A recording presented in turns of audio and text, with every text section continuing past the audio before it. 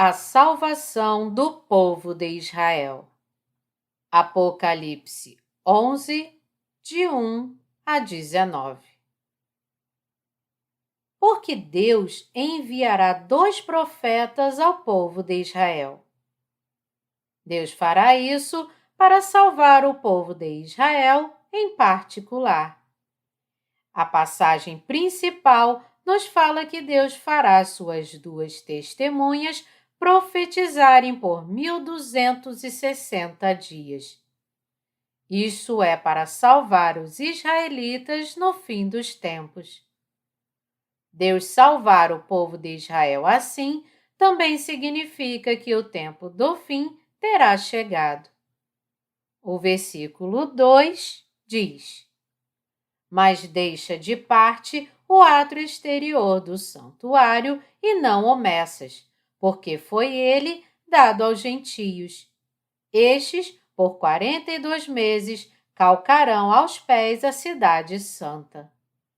Isso significa que quando as terríveis pragas vierem para os gentios, quando o período de 7 anos da grande tribulação começar e gradualmente trouxer grande confusão e pragas, quando aqueles entre os gentios que ouviram e crerem no Evangelho forem martirizados, Deus levantará 2 profetas para o povo de Israel, fazendo-os testemunhar que Jesus é Deus e o Salvador e que salvará os israelitas.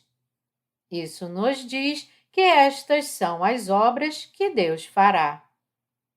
Devemos ensinar esta palavra àqueles que, enganados por Satanás, afirmam que os líderes de suas denominações são as 2 oliveiras do fim dos tempos ou que o fundador de sua seita é o Elias profetizado para o fim dos tempos. Sempre que as igrejas mundanas falam sobre o Apocalipse, elas exploram mais essa passagem sobre as 2 oliveiras. De todas as pessoas enganadas por cultos heréticos que encontrei em minha vida de fé até agora, nenhuma jamais deixou de fazer a afirmação bizarra de que o líder de seu culto é uma das 2 oliveiras mencionadas aqui. Todo herege que conheço fez tal afirmação eventualmente. Mas as 2 oliveiras e os 2 candeeiros do Apocalipse não são o que esses hereges afirmam ser. Na verdade, essas oliveiras se referem aos 2 profetas que Deus levantará dos israelitas para salvá-los. O capítulo 11 nos conta em detalhes como Deus salvará o povo de Israel. Como o livro de Romanos, cada capítulo do livro de Apocalipse tem seu tema especial. Somente conhecendo esse tema, podemos entender do que se trata este capítulo. Lendo que os gentios pisarão a cidade santa por 42 meses, algumas pessoas afirmam, sem conhecer este tema, que a era dos gentios estará terminada, a era da salvação dos israelitas se abrirá e assim, a partir de então, somente os israelitas serão salvos. Mas isso está longe da verdade. O capítulo 7 nos diz que uma multidão incontável de gentios também sairá da tribulação salva, isto é, tanto os gentios quanto os israelitas serão salvos durante a tribulação, não apenas os israelitas. Como tal, o que o capítulo 11 nos diz é que Deus assim levantará os 2 profetas para salvar o povo de Israel no fim dos tempos, mas isso não significa que os gentios não serão mais salvos. Alguns perguntarão em troca, então: não foram 144 mil israelitas já salvos, pois o capítulo 7 nos diz que este foi o número dos israelitas selados por Deus? Ser selado não é o mesmo que ser salvo. Não há ninguém que possa ser salvo sem passar por Jesus Cristo. A salvação vem somente crendo que Jesus Cristo se tornou nosso Salvador, vindo a esta terra, sendo batizado para levar todos os nossos pecados, levando todos esses pecados do mundo para a cruz e morrendo nela, e ressuscitando dos mortos.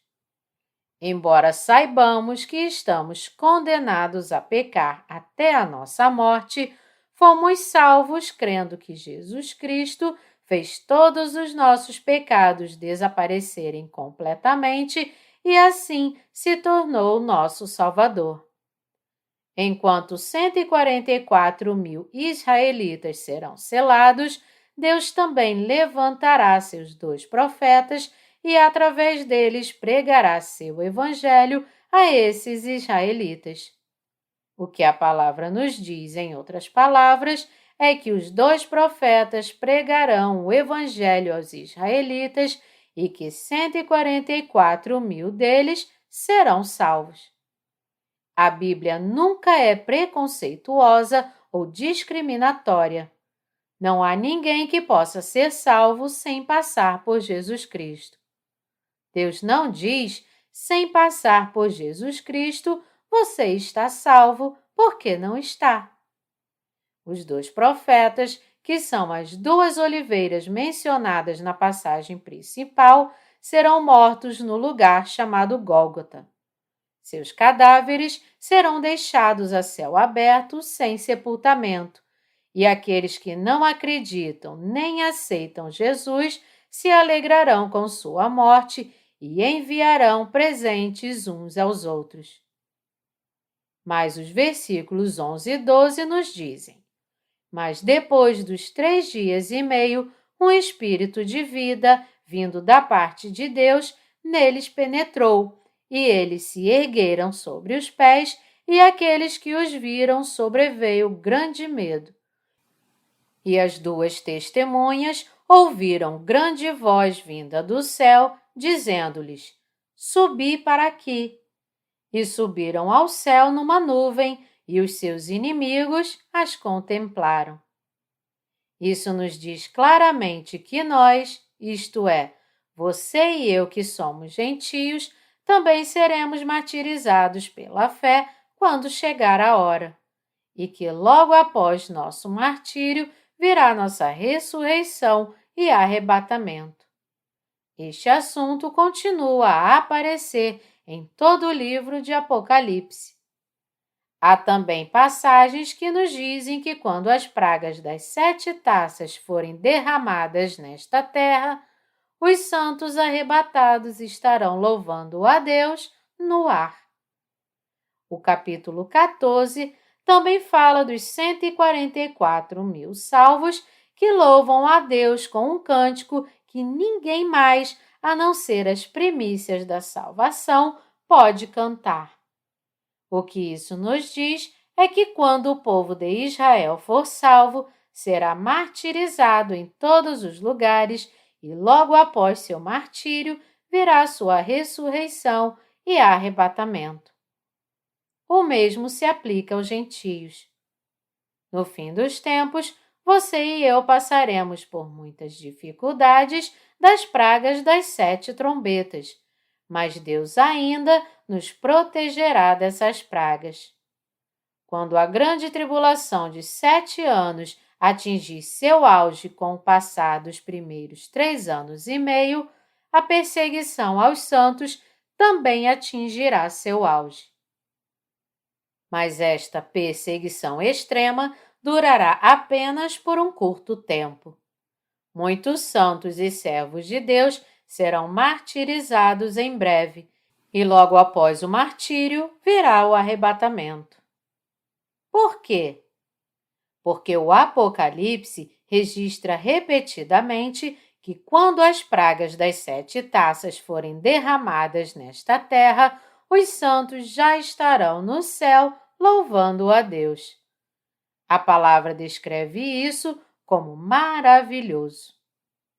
Apocalipse 10, 7 diz: Mas nos dias da voz do sétimo anjo, quando ele estiver para tocar a trombeta, cumprir-se-á então o mistério de Deus, segundo ele anunciou aos seus servos, os profetas. Isso se refere a nada menos que o arrebatamento, o mistério escondido por Deus. Em 1 Tessalonicenses 4,16, o apóstolo Paulo também nos diz: Porquanto o Senhor mesmo, dada a sua palavra de ordem, ouvida a voz do arcanjo e ressoada a trombeta de Deus, descerá dos céus.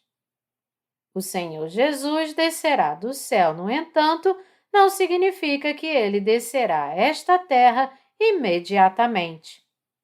Ele descerá do céu até aos ares, e quando acontecer a primeira ressurreição, que ressuscitará os que dormem e transformará os nascidos de novo vivos, o arrebatamento que os santos encontrarão o Senhor Jesus nos ares se seguirá imediatamente.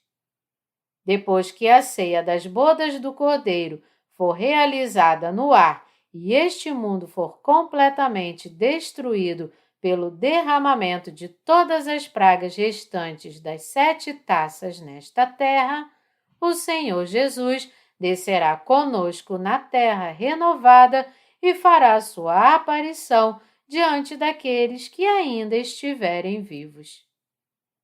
Interpretar a palavra do Apocalipse e a Bíblia com base nas próprias opiniões é embarcar no caminho da destruição. É simplesmente errado acreditar apenas em meras hipóteses propostas por alguns teólogos e defender essas afirmações sem entender adequadamente a palavra.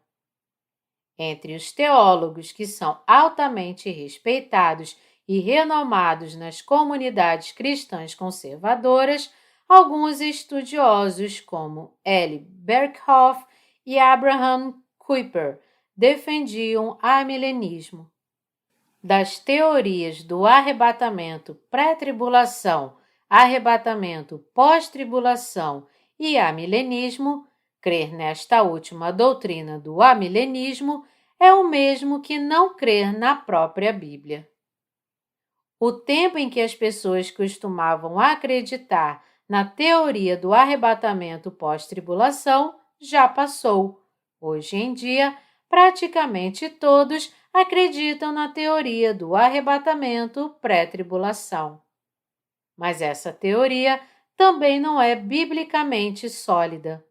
No entanto, as pessoas ainda gostam muito sempre que são informadas sobre o arrebatamento pré-tribulação. Por quê? Porque, de acordo com essa teoria do arrebatamento pré-tribulação, os cristãos não teriam nada para se preocupar com a grande tribulação de 7 anos. Como tal, torna-se aceitável que os crentes vivam uma vida de fé que não seja nem quente nem fria e que as igrejas se preocupem apenas em aumentar o tamanho de suas congregações. A fé das pessoas, assim, torna-se frouxa. Porque eles pensam que não há necessidade de eles se preocuparem em passar pela grande tribulação, sua fé se torna toda cor-de-rosa e frouxa exatamente quando sua fé deveria ficar mais forte com a aproximação do fim dos tempos. As pessoas costumavam acreditar no amilenismo há muito tempo e depois na teoria do arrebatamento pós-tribulação por um tempo, e agora acreditam na teoria do arrebatamento pré-tribulação. Em 1830, o reverendo Scofield, professor de Moody Bible Institute, começou a escrever sua Bíblia de referência. Scofield foi altamente influenciado por um teólogo de renome mundial chamado Darby. Darby, um mentor espiritual de Scofield, que antes foi um padre católico, era um homem altamente inteligente e amplamente conhecedor. Ele deixou a Igreja Católica após perceber suas falácias, juntou-se a uma pequena organização cristã e tornou-se seu líder. Embora Darby constantemente lesse e estudasse a Bíblia, ele não conseguia descobrir pelo Apocalipse se o arrebatamento aconteceria antes ou depois da grande tribulação. Então, ele partiu em uma viagem em busca de evidências mais claras sobre essa questão. Durante esta viagem, ele conheceu uma adolescente que era líder da pneumatologia. Esta menina afirmou ter visto através de sua visão que o arrebatamento aconteceria antes da grande tribulação. Acreditando no que ela lhe disse e convencido de que o arrebatamento viria antes da tribulação, Darby concluiu seus estudos bíblicos com a teoria do arrebatamento pré-tribulação. No entanto, porque as pessoas desta época acreditavam principalmente na teoria do arrebatamento pós-tribulação, a teoria do arrebatamento pré-tribulação de Darby não foi bem recebida. Darby afirmava que o que está escrito no livro de Apocalipse é sobre a salvação do povo de Israel e que não tem nada a ver com a salvação dos gentios. E é necessário que ainda profetizes, Apocalipse 10:11, ele interpretava isso não como pregar o evangelho da água e do Espírito, mas como o evangelho do reino que proclama a sua vinda. Scofield, que aceitou tais hipóteses de Darby intactas e incorporou esta teoria do arrebatamento pré-tribulação em sua Bíblia de referência, veio a criar sua própria hipótese sobre as 7 eras. Tais afirmações de Scofield atenderam às demandas de seu tempo e se encaixaram muito bem em sua formação, causando grande agitação entre os religiosos de todo o mundo e tornando-se amplamente aceitas. Mas o que Deus diz na Bíblia? Nas Escrituras, vemos Jesus tomando e abrindo o rolo selado com 7 selos diante do trono de Deus, que dividiu a história em suas 7 eras com os 7 selos. A primeira era é a era do cavalo branco. Esta é a era da salvação, a era na qual Deus decidiu nos salvar no momento em que Ele criou este universo e o homem, e certamente nos salvou dessa forma. Como o Apocalipse 6:2 nos diz, vi então, e eis um cavalo branco e o seu cavaleiro com um arco, e foi-lhe dado uma coroa, e ele saiu vencendo e para vencer. O Senhor Jesus triunfou e continuará triunfando. Mesmo antes da criação, o Evangelho já existia e a salvação já havia começado. A segunda era é a era do cavalo vermelho, a era de Satanás. Esta é a era do diabo, em que ele vai tirar a paz da humanidade, fazendo com que travem guerras uns contra os outros, odeiem uns aos outros e se envolvam em conflitos religiosos. A terceira era é a era do cavalo preto, que é uma época de fome espiritual e física, e a quarta era é a era do cavalo amarelo, a era do martírio. A quinta era é a era do arrebatamento. Deus estabeleceu o arrebatamento dos santos como uma de suas eras. A sexta era é a das 7 taças, implicando a destruição deste mundo, e a era seguinte é a era do reino milenar e do novo céu e terra. Deus estabeleceu, assim, o tempo deste mundo nessas 7 eras, no rolo selado pelos 7 selos. A divisão do tempo de Scofield em 7 eras foi definida por conta própria. Em contraste, as 7 eras que são profetizadas em Apocalipse 6 por meio dos 7 selos do rolo segurado na mão de Deus foram estabelecidas pelo próprio Deus. No entanto, as pessoas falam da teoria do arrebatamento pré-tribulação criada pelo homem, e os muitos que creram nela concluem que não há necessidade de crerem no Senhor Jesus com fervor. Eles decidiram em seus corações: já que vamos ser arrebatados antes da grande tribulação, já estaremos na presença de Deus quando a grande tribulação de 7 anos vier. Então, não temos com que nos preocupar. Se a palavra de Deus nos dissesse que seríamos arrebatados antes da tribulação, de fato não haveria necessidade de preparar nossa fé. Frequentar a igreja 1 ou 2 vezes por ano seria suficiente. Mas não foi isso que Deus nos disse. Darei as minhas 2 testemunhas que profetizem por 1260 dias. Estes, por 42 meses, calcarão aos pés da cidade santa. Tal palavra de Deus nos diz que os gentios também serão salvos no tempo da tribulação. Deus levantará seus 2 profetas para pregar o evangelho da água e do Espírito. Não há ninguém que possa estar diante de Deus sem passar pelos primeiros 3 anos e meio do período de 7 anos da grande tribulação estabelecido por Ele quando chegar o tempo de dificuldade. Deus também nos diz que muitos mártires surgirão da tribulação neste momento. Para crer em Jesus corretamente, é preciso aprender a Bíblia exatamente e crer no que é exatamente correto. Se as pessoas pregarem e crerem por conta própria sem ler cada página da Bíblia cuidadosamente, elas acabarão como hereges. A razão pela qual existem inúmeras denominações neste mundo é também pelo fato de que muitas pessoas baseiam sua fé em sua própria interpretação da Bíblia.